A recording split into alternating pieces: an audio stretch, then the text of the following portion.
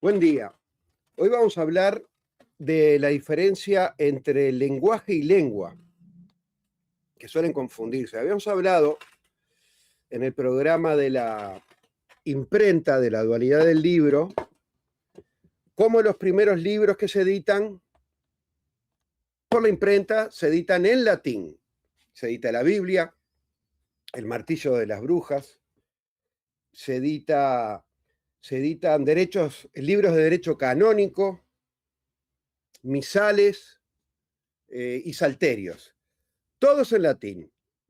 En síntesis, la primera función de la imprenta fue acudir al mercado de la iglesia, a lo que requería la iglesia, que además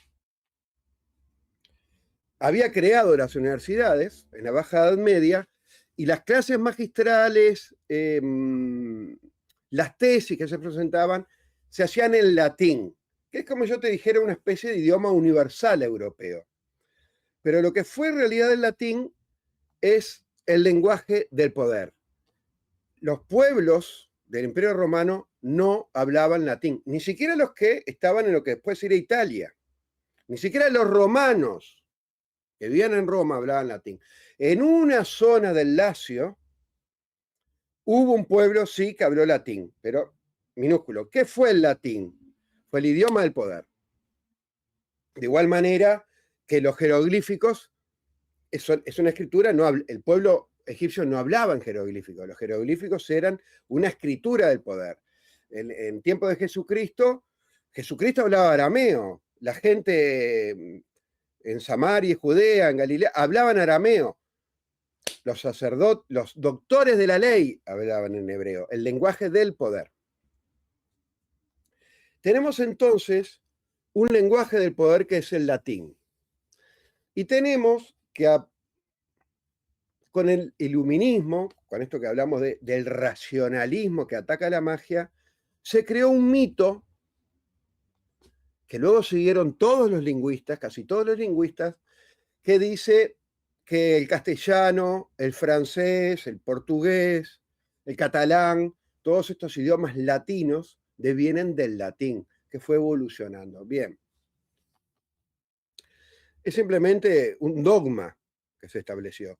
El castellano, el portugués, el francés, devienen de un idioma madre que se fue ramificando a medida que... Por eso hay una degradación, está una gradación en realidad. Está el castellano, después está el gallego, geográficamente, y allá está el portugués. El gallego está a mitad de camino entre el portugués y el castellano. De igual manera que el catalán está más o menos a mitad de camino entre el francés y el castellano. Entonces venimos de lenguas antiquísimas. Otra prueba de que el latín no era hablado por el pueblo, y que por lo tanto no podemos venir del latín, es que se enseñaba en lugares especiales. Había que aprender latín para después acceder a la administración en el Imperio Romano. Uno el idioma que habla, la lengua, lo aprende en su casa. Y se llama lengua materna. ¿Por qué? Bien, porque la creadora de la lengua es la mujer.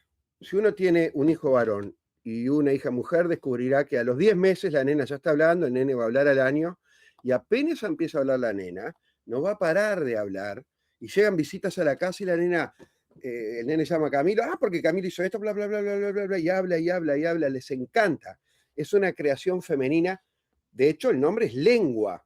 Van a ver que muy pocas veces al hablar del habla, hay términos masculinos, como sería, por ejemplo, verbo. En el principio fue el verbo. Son muy pocos los casos, casi siempre refieren a algo femenino. Lengua materna, ¿por qué? Porque se aprende con la lengua, en el sentido de que cuando el niño está tomando la teta, tiene todo su amor, toda su sensibilidad en ebullición, cuando está tomando la teta y la lengua está saboreando la teta, tiene el oído atento a las palabras amorosas de la madre. Las primeras palabras que aprendemos son las palabras de amor de nuestra madre. Si la madre en el momento da la teta le canta al niño, sale un cantante. pero es así. Depende de cómo le hable también, sale un poeta. Pero tenemos que hay una lengua materna, la lengua que aprendemos en brazos, en el seno de nuestra madre. ¿Cuál es la importancia de esta lengua materna y cuál es la diferencia con el lenguaje? El lenguaje es algo impuesto. El lenguaje es un acercarse de afuera hacia adentro, es ir desde afuera hacia adentro. La lengua es conocer desde el centro mismo de las cosas. La lengua utiliza palabras que son la esencia de la cosa. Por lo tanto, la lengua mueve a la cosa.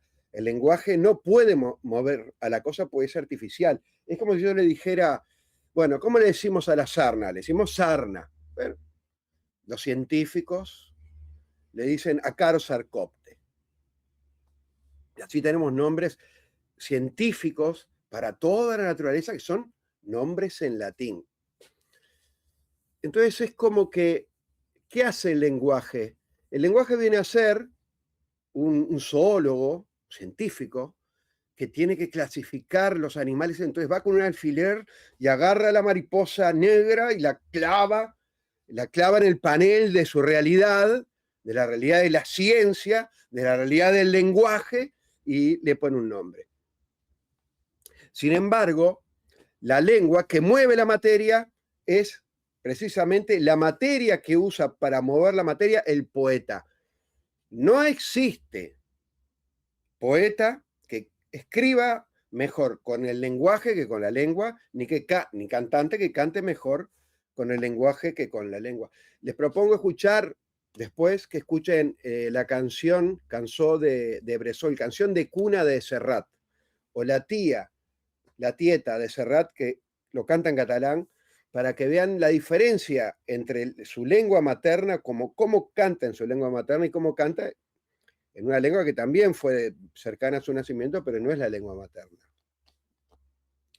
Entonces tenemos que no hay un solo caso en la historia de la literatura donde el poeta no haya hablado en su lengua materna, porque está clavada en su inconsciente, es el agua que va a regar el jardín de su poesía, digamos. Hay una excepción, sin embargo, que es la de Kafka. Sin embargo, en cierto sentido habló en su lengua materna. Kafka hablaba en checo. El tema es que Kafka tiene un problema con el padre, no resuelto con el padre, inclusive le escribe una carta al padre que nunca se la da, pero se sentía protegido por la madre. La madre era de origen alemán, es decir, la lengua materna de Kafka fue el alemán. Y ese es el idioma en el cual escribió y lo conocemos porque es donde él se siente libre. Bueno, por hoy vamos a dejar este programa sobre el lenguaje y la lengua, recordando que existe una terminología científica que devino del latín, que era un idioma impuesto, que eso fue lo que editaron los impresores para cumplir con las necesidades de la administración, del poder, porque la universidad creaba a los intelectuales del poder. Por algo la Iglesia la creó, primero haciendo escuelas catedralicias y luego creó las universidades como las conocemos nosotros. Se las debemos a la Iglesia. Saludamos a Juan Pablo, que se encuentra allá en Rivera, y a ti te agradecemos que nos hayas escuchado una vez más. Volvemos la semana que viene con este programa llamado La Tempestad. Muchas gracias.